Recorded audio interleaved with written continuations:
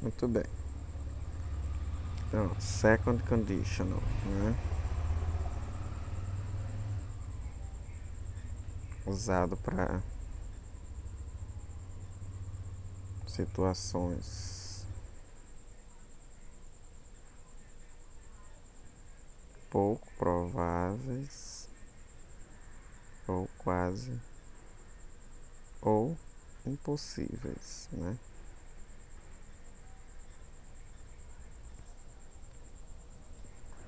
Daí você vai ter a main clause, a if clause,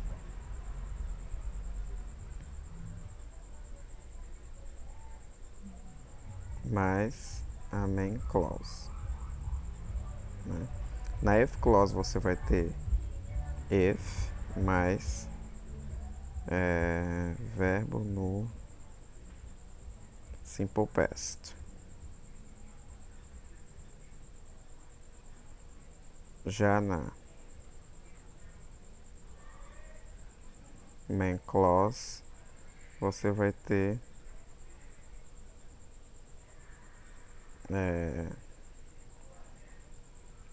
verbo modal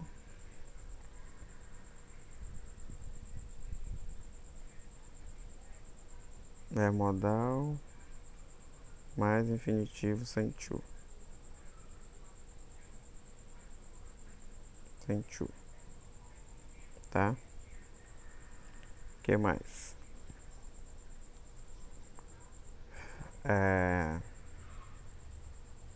Presta atenção, porque entre a if clause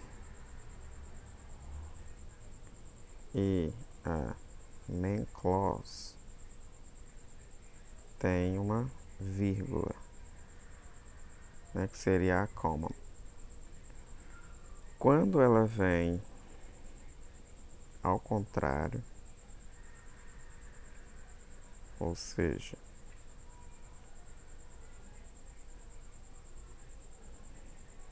primeira main clause mas if clause não vai utilizar vírgula para separar as duas orações, né? O que mais? Por exemplo, if I were you, I'd talk to him.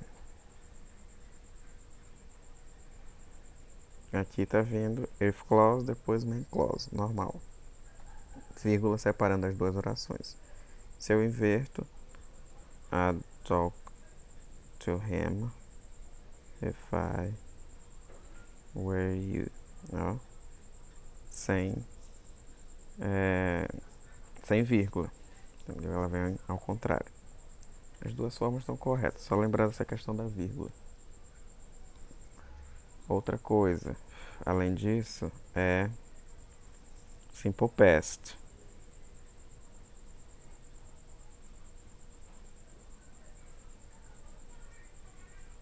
Né? Simple past você vai ter duas coisas.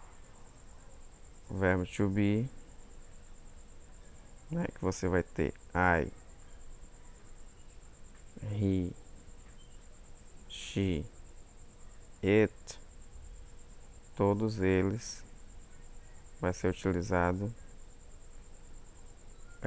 Você pode usar was ou were, mas eu recomendo usar só were, tá? If I were, if he were, if she were, if it were. Então, isso com o verbo to be. Forma negativa, você vai utilizar weren't, tá? Sem o verbo to be,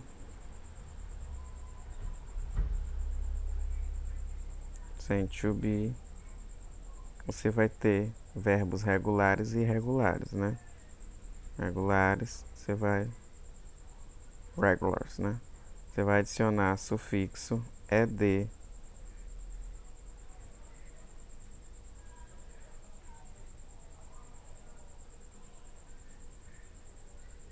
ao final do verbo, tá? Sufixo ed. O que mais? Em verbos irregulares, tem que saber como ele é. Como é o verbo. Por exemplo, think vira thought. Né? Think vira thought. O que a gente tem que prestar atenção nos verbos irregulares? Né? Verbos irregulares. Na verdade, verbos irregulares não. Simple past. Com verbos que não são. Não é, na verdade. To be utiliza auxiliar do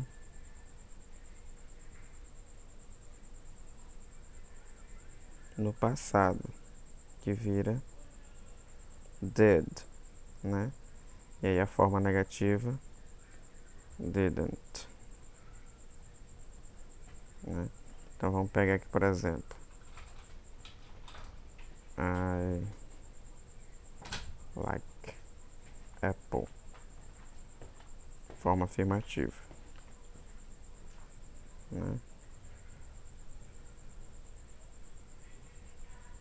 Na forma negativa, você vai falar o que? I not like, não. I didn't like apple. Apple. Aí vai querer botar pro plural essa posta. Na forma negativa. Na verdade aqui é I liked. Desculpa. E na forma interrogativa, did I like apples? Interrogative. Porque você vai precisar do auxiliar em verbos que não são to be, no caso, were, né?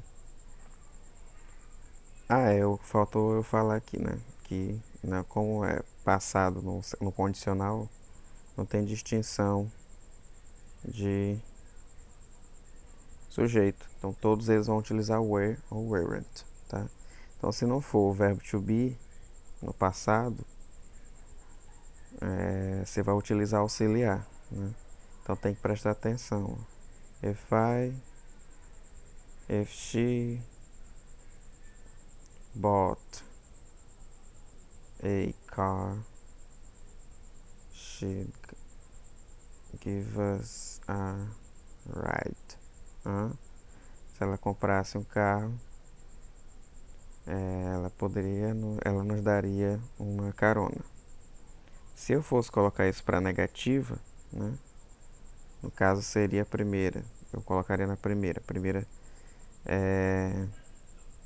A primeira frase, if clause. Na negativa eu colocaria aqui, ó, if she didn't buy a car. Né? Tem que lembrar que esse verbo aqui, ó, o verbo buy, ele tem que vir para a forma normal, para a forma base, porque o auxiliar já está no passado. Então, tu não vai precisar botar também o verbo principal no passado. Então, só ele vai para o passado, forma negativa, né? E interrogativa também. Se eu fizesse ao contrário, ó, if she wouldn't give us a ride if she were busy. A gente poderia colocar assim: a main clause, né, na forma negativa. Aí tem que lembrar que Verbo modal se comporta como verbo to be. Então, se ele vai para a pergunta, ele vai para frente. E a gente fez aqui. Na verdade não fez, né? Mas ele vem para frente, né? Se ele fosse pergunta. Negação, a negação vai junto com ele. Né? Não tem uso de auxiliar. Ó, não usa auxiliar em verbos modais. Tá? Então, eu creio que seja isso, gente. Nossa, ficou 10 minutos aqui. Sejam felizes. Eu vou disponibilizar o vídeo e o documento aqui.